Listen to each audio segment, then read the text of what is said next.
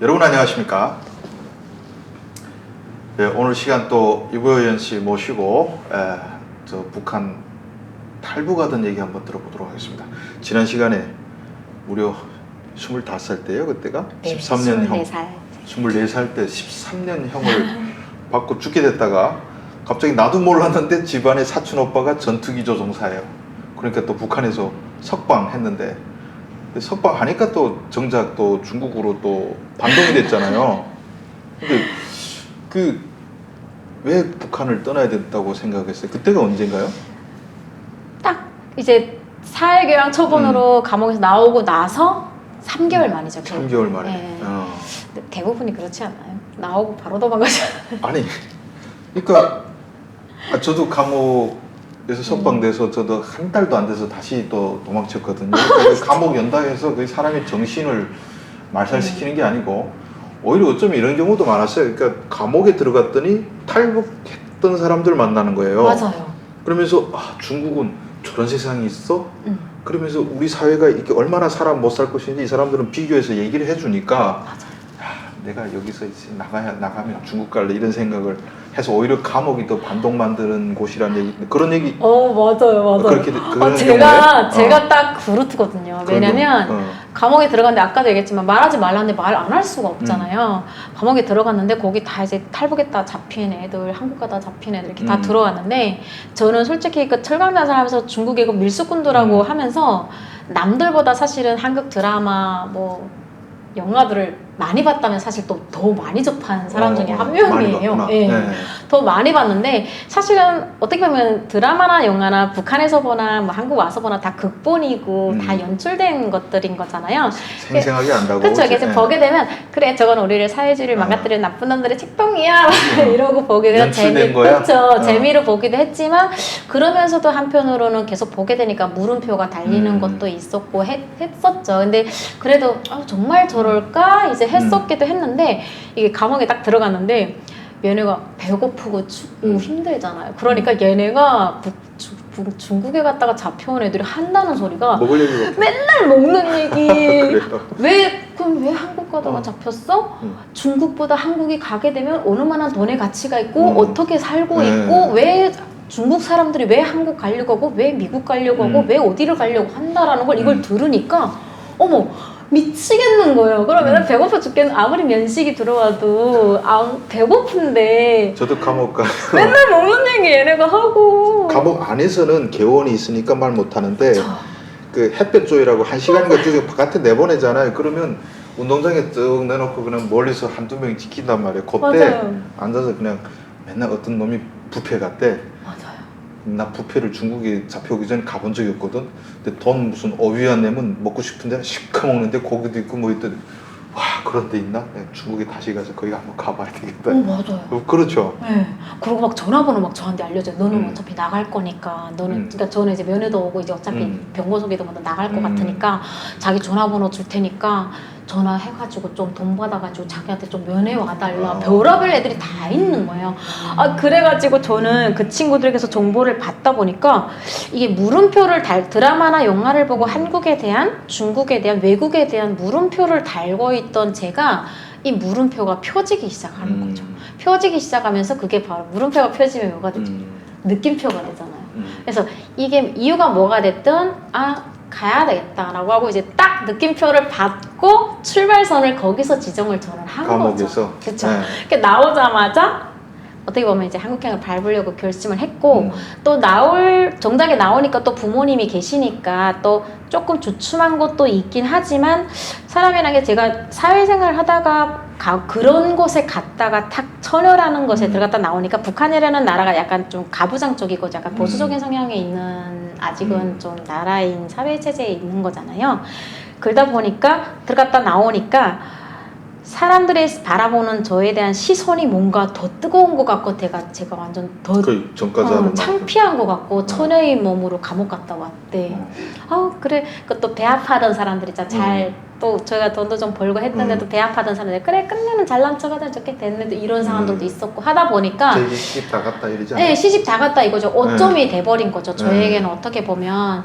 그러다 보니까 이제 그래 그럼 어찌됐건 간다라고 하고 이제 엄마 아빠에게 이제 얘기를 하고 이제 가려고 하는데 이제 아버지가 막았었어요 사실 1차 때. 그래서 아빠한테 이제 한 달 동안 다시는 그런 말 안 할게요가 안심시키고 아빠가 좀 안심된 다음에 이제 다시 엄마하고 언니한테만 얘기하고 이제 도망을 오게 됐죠. 감옥 어열도 만만치 않을 텐데 그러면 한 그 3개월 만에 이제 제가 이제 탈북을 했는데 그 3개월 동안 진짜 매일 했던 일이 처음에 나오자마자부터 죽을 먹으면서 살았고 이 위가 다 망가지고 위가 망가지고 이게 감옥 들어갔다 겪어보셨으면 이게 부종이 사람 햇볕을 못 보다가 밖에 나오니까 사람이 이렇게 얼굴이 팅팅 부으면서 부종이 오면서 저는 3번을 부었다 빠졌다 부었다 빠졌다 그러더라고요. 이렇게 왜 그렇게 부었다 빠졌다 하는지 정말 저도 미치겠더라고요. 그래서 그렇죠. 이게 붓기가 부었다가 빠지고 부었다 빠지고 그리고 밥을 이게 나가면 다 먹어야지 시장에 나가서 뭣도 사 먹고 뭣도 사 먹고 해야지 이랬는데 이게 음식을 섭취를 못 하더라고요. 아예 받아들이지.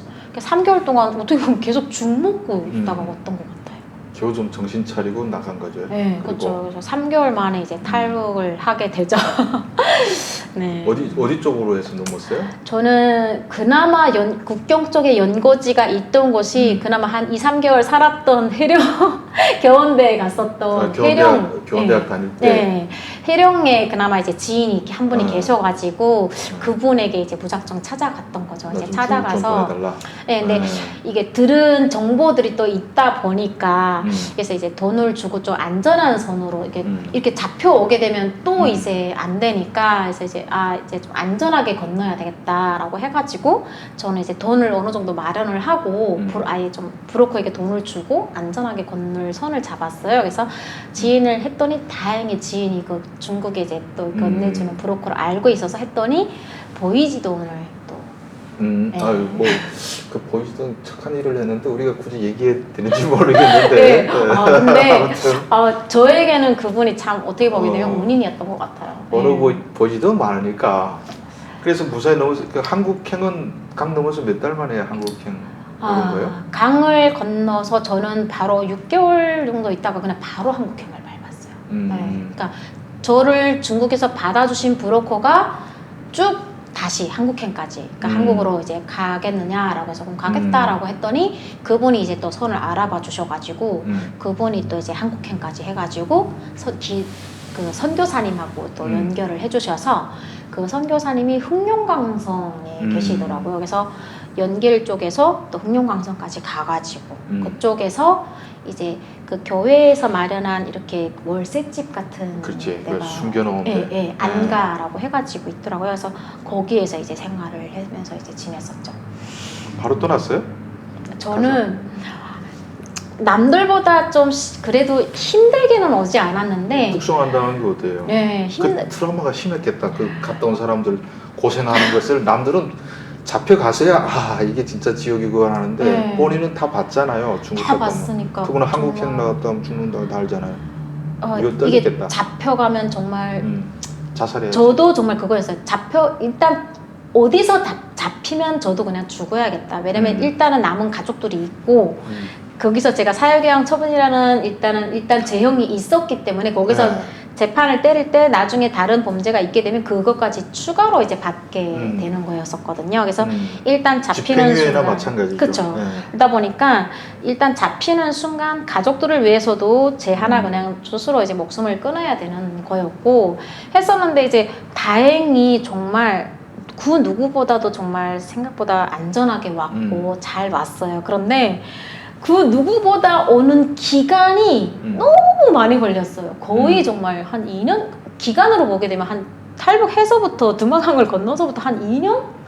정말 걸렸거든요. 왜 이렇게 오래 걸렸어요? 그러니까 해가지고 6개월 중국에서 이제 대기를 하면서 한국행을 가려고 브로커가 이제 준비하고 뭐 돈 준비하고 뭐 하고 하면서 그 사이에 제가 한 3개월 동안 또 남의 집 가서 일도 좀 하고 막 이랬었거든요. 그러면서 기다려서 한국행을 밟아서 선교사님 만나서 안가생을 갔는데 이제 중국으로 이제 그러면 이제 버스 타 이제 우리가 기도 좀 하고 이제 성경 공부 좀 하다가 이제 한국으로 이제 가기를 하겠습니다라고 했는데 2008년도에 그러다 보니까 2007년 가을이 됐잖아요. 겨울 때쯤 돼서 이제 이동하려고 했는데 2008년도에 중국에서 베이징 올림픽 있었지. 올림픽 있다 보니까 2008년 초반부터 경기가 엄청나게 심해진 거예요. 그래가지고 어디에 숙박을 하게 되면 숙박 그 호텔 이름 신분증 다 신분증 제시하고 버스 타도 다 하고 그러다 보니까 저희는 신분이 없다 보니까 이게 버스 탈 수 없고 호텔을 갈 수가 없었던 거예요. 그래서 거기에 잡혀 있은 게 11월에 모여가지고 2008년 11월까지 모여있어요. 1년 동안 1년. 와, 한 집에 모여 있으면 와 근데 정말 애기 2명하고 할아버지 1명하고 언니 2명에서 총 6명이 있었거든요. 정말 숨이 막혀가지고 1년 동안을 말도 못하니까 나가지도 못하게 할 거 아니에요. 일단은 선교사님이 막아놔요. 그러니까 장도 거의 다 선교사님이 봐주고 정말 밤에 잠깐 그냥 산책 정도만 하거나 선교사님이 오시면 낮에 잠깐 한 2시간 정도 산책 일주일에 한 번? 그게 다였어요. 북한 감옥에서 나왔더니 중국 와서 그냥 그 이름 거부는 없겠지만 그냥 또 감옥 생활. 그러니까 애기들도 스트레스지만 그 앉아있는 할아버지랑 언니 2명과 저도 스트레스가 정말 장난이 아닌 거예요. 정말. 근데 그 집 안에서도 소리도 마음대로 못 질러요. 왜냐면 다 중국 사람들이니까 이상한 이 사투리랑 이런 게 나가면 안 되니까 말도 못하고 소리도 못 치고 그냥 조용 그냥 맨날 거기서 제가 쓴 책이 성경 2권을 필기 또 성경 공부는 빡세게 엿대라고 또 시켜가지고 네. 그래 2권을 다 쓰고 정말 다 쓰고 그러고 있다가 온 게 11월에 겨우 이제 떠나가지고 그 11월에 떠난 것도 올림픽이 끝나고 맥주 축제가 또 바로 있었어요. 그래도 또 막 한두 달 또 기다렸다 떠나서 그 다음에 떠난 게 이제 11월에 떠나서 보름 만에 미얀마로 들어갔었거든요. 지금 그게 1년인데 지금 중국에서 코로나로 지금 3년째 사람들 못 들어가 있잖아요. 지금 중국에 3년 그렇게 같이 있는 사람들도 있을 거예요. 아마 그 사람들이 최악이고 두 번째로 최악인 것 같은데. 미얀마로 갔다고요? 네, 저는 특이하게 좀 미얀마로 갔어요. 라오스 이쪽으로 안 가고요? 네, 대부분의 사람들이 라오스, 태국으로 많이 가는데 저희를 도와주셨던 분들은 이제 미얀마 쪽으로 도와주셔가지고 미얀마 그 북부 잘못 들어가면 그 깽단들한테 잡히면 그냥 종신으로 노예가 되는데. 네, 그래서 저희 미얀마 들어갔는데 영어도 모르고 진짜 말도 안 되는 게 이제 들어가고 있었는데 정말 재밌는 게 이제 영어가 안 되시잖아요. 근데 저도 북한에 있을 때 맨날 무역만 하다 보니까 공부도 못했지만 영어가 아니라 러어를 또 배웠거든요. 근데 이제 선교사님이 알려주시기를 어떻게 알려주시냐면 무조건 이제 가다가 이제 마지막에 택시를 태워서 너희들 대사관에 가라고 할 것이다. 근데 대사관에 들어갈 때 무조건 사우스 코리아라고 해야지 노스 코리아라고 하면 안 된다라고 이제 알려주셨어요. 잘못 들어간 사람이 있어요, 코리아에서. 근데 막판에 정말 브로커가 타더니 마지막 택시를 딱 태우고는 우리 보고 가라고 하고 본인은 가더라고요. 택시를 딱 타가지고 택시를 이제 사우스 코리아 이제 가자고 했어요. 우리 대사관 이런 것도 없어. 그냥 사우스 코리아라고 얘기를 하래요. 택시 타고 막 가는데 거기가 얘기를 해준 게 또 미얀마 바로 앞에가 이제 북한 대사관이 있으니까 조심해서 가라라고 했는데 가고 있는데 분명 태극기가 걸려 있다고 했어요. 근데 가는데 미얀마 대사관을 가는 길에 보게 되면 지금 그 나라도 다 돌아 못 봤으니까 모르겠는데 미얀마 대사관 가는 길에 보게 되면 우측으로 가는 길을 보게 되면 큰 건물이 하나 있는데 거기에 태극기가 이렇게 걸려 있는 건물이 하나 있어요. 무슨 건물인지 지금도 모르겠어요. 근데 택시가 거기를 통과하는 거예요. 여기 내려야 될 것 같은데. 그래서 우리는 거기를 내려야 될 것 같은데 막 택시기사를 막 세워라 여기라고 막 사우스코리아 여기 막 세워라 근데 택시기사가 막 넣으라고 하더니 계속 가는 거예요. 태극기는 알아봤네 어떻게? 알려줬으니까 그림 교회에서 보여주고 이런 그림 깃발 보고 가라고. 깃발 다 알려줬으니까.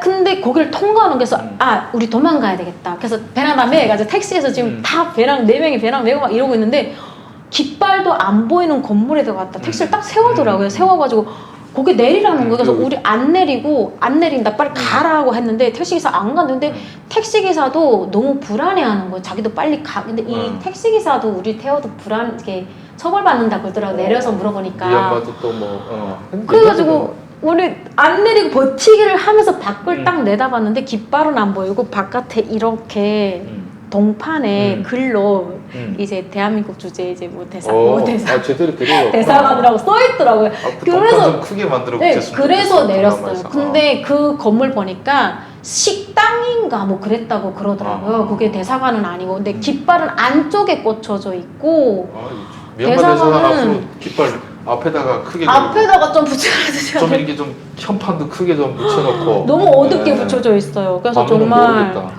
네, 정말 무섭게 정말 그때 몇 분 동안 무섭게 택시 타고 갔던 기억이 있네요. 진짜 실제로 말을 모르니까 사우스 코리아 가자는데 북한 대사관 앞에다 갖다 놔서 이 사람이 또 안 보고 북한 들어가서 나 대한민국 만명합니다 하다가 잡혀간 사람도 있어요 실제로. 그러니까요. 이거 너무 무섭더라고요. 그 말을 듣고 떠났었어요. 진짜 그러니까. 북한 대사관에 들어가는 사람이 있다고. 옛날에 그런 사람이 있었어요. 네. 근데 그러면 안 된다고. 그래서 들어가니까 반갑게 맞이해요? 다행히 이제 저희가 온다는 거를 그 교회 이제 목사님이랑 통해서 또 이제 다 이미 듣고 계셔서 참사님이 새벽 6시부터 나와 계시더라고요. 좀 끝발이 있는 선교사님이시네. 네. 그래서 이미 그 선교 활동과 그 활동 북한 이탈 주민들을 많이 이제 하시는 활동을 많이 하셨더라고요. 그래서 너무 감사하게 있었는데 문제는 거기서 나흘 만에 우리가 여권 사진 찍는다고 해서 여권 사진 딱 찍고 이제 20 며칠 날 갑니다 했어요. 11월 27일인가 비행기 타고 갈 겁니다 라고 했어요. 근데 또 3개월 거기 또 붙여 있었어요. 왜? 그때 거기는 감옥도 없을 거 아니에요? 감옥이 아니고 대사관 안에 이렇게 약간 사저 같은 데가 있는데 거기서 그냥 지냈거든요. 그래서 간다라고 신나게 좋아하다가 3개월을 같이. 왜 같이 했어요? 거기 또 뭐가 또 문제였어? 2008년 11월에 무슨 일이 있었냐면 라오스에서 오다가 8명이 잡혀가지고 북송될 뻔한 사건이 있었어요. 그래가지고 그 친구들 막 이제 대한민국에서 북송시키면 안 된다고 막 나도 기사 썼겠네요. 그죠? 있을 겁니다 아마. 그 사건이 터진 게 그때거든요. 근데 우리 요건 사진 다 찍고 요건 나오면 이제 바로 오기로 됐는데 그 사건이 터지면서 미얀마에서 스톱시킨 거예요. 일단 조금 이 사건이 진중이 된 다음에 보내야 된다 라고 해가지고 저희가 2월까지 또 스트레스. 진짜 여기 비행기 타면 되는데 스트레스 지수가 최고겠네. 네, 그래가지고 정말 할아버지부터 애기부터 저랑 그 언니들 정말 1년 반 가까이 정말 스트레스가 장난 아니었어요. 할아버지가 제일 답답하겠다. 나이가 많이 들어가지고 빨리 가야 되는데. 할아버지가 그래서 그 할아버지가 정말 스트레스를 푸셨던 방법이, 왜냐면 소리도 못 지르고 하니까 대사관에 와서 제일 좋아하셨던 게 넓은 공지에 나가서 이제 마음대로 좀 산책하는 게 제일 좋아하셨는데 딱 그 3개월 또 묶이니까 할아버지가 스트레스를 팍 받으시니까 담배를 엄청나게 피우시더라고요. 그다음부터 담배를 계속 이제 구해달라고 그분들랑 부탁하시더니 워낙에 담배는 피우셨는데 담배를 더 많이 피우시면서 짜증을 좀 많이 내시더라고요. 근데 어쩌겠어요. 저희도 짜증나는데 어르신이 오죽하겠어요. 근데 그러시더니 한국에 일단 오셨는데 나중에 이제 소식을 들었는데 암이 오셔가지고 폐암이 오셔가지고 딸한테서 소식이 와가지고 이제 들었는데 2년 안 돼가지고 돌아가셨어요. 한국 와서 2년 만에. 네. 딸은 한국에 있고요. 한국에서 딸이 아버지를 데려왔는데 2년 만에 돌아가시고. 그렇죠. 이제 어머니도 안 계시고 그 할아버지를 힘들게 이제 모셔가지고 나와가지고 딸이 아버지를 모셔갖고 온 거예요. 그래서 아버지 오기만 하셔라. 오기만 하시게 되면 이제 자기 손주도 나왔다고 이제 좀 같이 좀 살자라고 이제 모시고 왔는데 오셔가지고 바로 좀 아프셔가지고 병원을 좀 다니시다가 암 진단을 받으셨고 진단 받으신 지 얼마 안 되셔가지고 2년도 안 되셨어요. 참 이런 말씀 좀 그런데 그래도 그 할아버지는 한국을 구경했고 한국에 치료도 받다 돌아가셨잖아요. 근데 감옥에서 겪었던 사람들, 한국에 발도 못 떼고 오다가 잡혀서 목숨을 잃은 수많은 사람들과 비교하면 또 어쩌보면 또 그나마 위안이 될 수 있는 케이스고 그러네요. 참 그래서 한 2년 걸렸구나. 네, 정말. 그럼 북한에서부터는 2년 가까이 걸렸어요. 3개월은. 유튜브에서 아주 보통 이렇게 유튜브 많이 하는 소재가 뭐 인천공항 내렸을 때 뭐 어떻고 뭐 대성공사 왔을 때 이게 사실 히트되는 건데 나는 원래 웬만하면 이런 거 안 물어보려고 그래. 한국 와서 뭐가 제일 신기했어요? 뭐, 다 하니까. 근데 네. 2년 같이 있다가 와가지고 네. 오면 사실 나도 궁금하긴 해. 그래서 보현 씨 눈에는 뭐가 어땠어요? 저는 네, 사람도 이거 듣고 싶어 했을 할 거예요. 글쎄요. 아마 그럴 것 같아요. 누구나. 공항에 내려와서 어떤 네. 인상? 네. 저는 공항에 내릴 때부터가 저희는 조금 좀 오픈 이야기가 있어서 저희는 이제 특이하게 미얀마로 왔었잖아요. 그래서 미얀마로 와가지고 저희 이제 첨사님이 이제 나가게 되면 국정원에서 마중 나올 거다라고 해서 비행기에서 딱 내리자마자 막 1등으로 이제 막 나왔거든요. 그래서 나오게 되면 이제 나가게 되면 누가 마중을 이제 나와 있어서 너희를 이제 할 거다라고 당연히 이제 알아볼 줄 알았는데 이제 여권을 이제 딱 내고 하는데 딱 냈더니 저보고 제일 앞에서 언니가 먼저 했어요. 그 아는 언니가. 그래서 언니가 먼저 냈더니 보더니 뒤로 빠지래요. 그래서 빠졌어요. 근데 그 언니가 아기를 엄마처럼 데려갔거든요. 그래서 엄마 딱 보더니 걔도 빠지래요. 왜 그러지? 하고 눈치가 네, 뭔가 이상한데? 라고 했는데 그 다음 할아버지가 나갔어요. 할아버지가 딱 했는데 할아버지도 톡톡톡 보시더니 빠지라는 거예요. 근데 이제 막판에 전데 너도 빠져. 이 도망가야 되나 어째야 되나 하는데 이제는 제 순서는 어쩔 수 없이 이렇게 여권을 줬더니 같은 일행이시죠? 이러시더니 뒤로 빠지실게요 하시고 마지막 일행이신가요? 이러시더라고요. 그래서 예 했더니 그래서 이게 세 명이 빠져가지고 튀자 일단 튀자 이게 뭔가 잘못됐다. 일단 한국은 왔는데 했는데 문제는 우리가 대부분이 탈북민들이 비행기에서 내리게 되면 길도 모르고 좀 무섭다 보니까 천천히 내리신대. 제일 뒤쪽으로 해서 사람들 따라 나오는 루트를 따라 나오는데 제일 먼저 온 사람 처음이 그때 제일 먼저 막 뛰어나온 거예요. 그러니까 국정원에서 그 나오신 분이 이렇게 뒤에서 슬슬 나오시면서 뒤쪽에 나오시겠지 하면 행색을 보면 딱 아니 설마 정말 제일 그렇게 1등으로 나오려고 조금 느긋이 뒤쪽에서 기다리셨는데 우리는 앞으로 먼저 나오시고 이분이 지금 다 나왔는데 우리가 안 보이니까 이분은 전화 돌리고 난리 나셨고 공항에서 우리를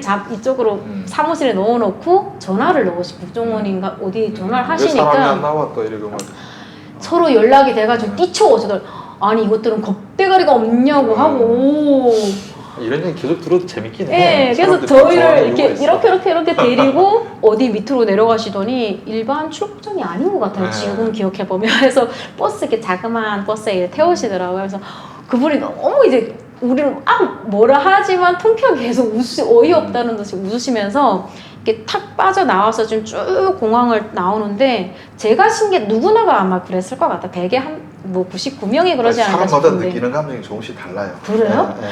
근데 저는 딱 새벽 비행기로 내려가지고 이렇게 쭉 나오는데 인천공항 그 인천대교 그쪽이 16차 왕복 이제 16차선인가 2차선인가 뭐 이게 엄청 넓잖아요. 근데 새벽에서 이제 동이 이제 푸른푸른 해가 올라오기 시작하는데 도로가 이만큼 넓은 거예요. 도로에 꽂혔구나. 도로가 이만큼 넓은데 차가 그렇게 많지도 않았어요. 그때는 차가 그렇게 많지도 않고 도로가 이만큼 넓은데 동이 터오르는데 가로등이 다 켜져 있는 거예요. 근데 제가 북한에서 살 때 평양에 갔을 때 대동강변 나가서 조기 훈련할 때 보통강변에 나가게 되면 가끔 이제 가로등이 켜져 있는 걸 가끔 보거나 아니게 되면 그 북한의 김일성이 죽은 다음에 삼석구역 쪽으로 나가는 쪽에 그 금수산 기념궁전이 나오고 나서 그 도로가 좀 뚫린 다음에 조금 그렇게 넓은 도로를 보고는 저는 못 봤거든요.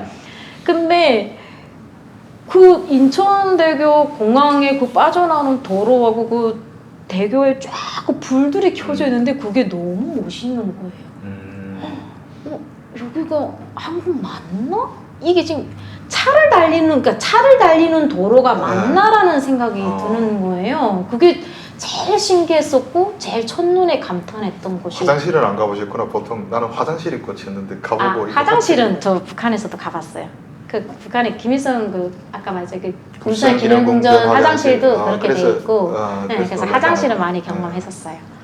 근데 그 뭐 대도로 쫙 빠졌는데 서울 오니까 딱 막히는 거 아니에요? 서울 오니까 네. 딱 막힌 적십자 병원 들어갔다 나오니까 그다음부터 차가 꽉 막히더니 우리를 데리고 들어가는 그때까진 기분이 좋아서 막 근데 멀미하기 시작하고 적십자 병원 들어가더니 피 뽑고 막 이러는 거예요. 이제 신체 검사 한다고. 근데 피를 뽑는 순간 무슨 생각이 났냐면 북한에서 영화 봤던 게 그 두병사라는 영화에서 그 피 다 정준호, 뽑아가지고 정준호 나오는 거. 아니요 북한 영화 두병사. 북한 영사.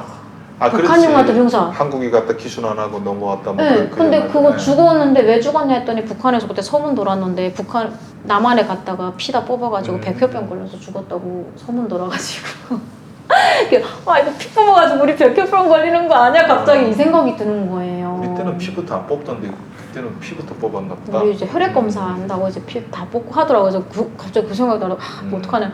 그다음부터 나왔더니 차 꽉꽉 막히더니 오후 때 되니까 저희는 대성공사 그때 들어갔거든요. 조사받는. 공항에 몇 시 내렸어요? 공항에는 새벽에 내렸어요.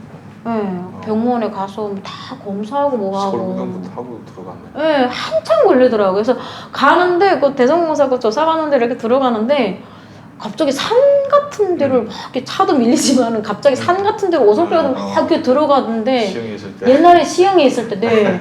산 타고 가통 막 산 우림진대로 막 들어가는데 갑자기 또 그때 딱 스치는 생각, 못된 생각만 드는 거예요.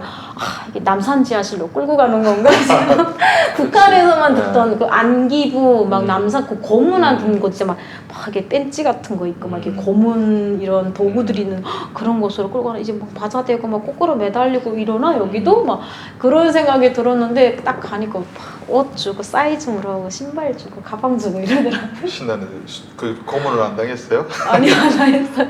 아프니까 약 주고. 조사관들은 잘해줘요? 네, 잘해주시더라고요. 그럼 뭐요? 북한 감옥에 또 설명할 필요 없고 중국에 스트레스 받다가 미얀마 갇혔다가 대성공사 조사받다가 하나원 하고 진짜 몇 년 갇혀 있은 거예요 진짜. 진짜. 근데 어디가 좀 좋았어요? 그래서?